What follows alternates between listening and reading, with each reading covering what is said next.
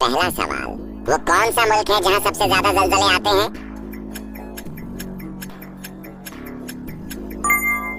सही जवाब है जापान। दूसरा सवाल, वो कौन सा मुल्क है जहाँ सबसे ज्यादा सोना निकाला जाता है? सही जवाब है चीन।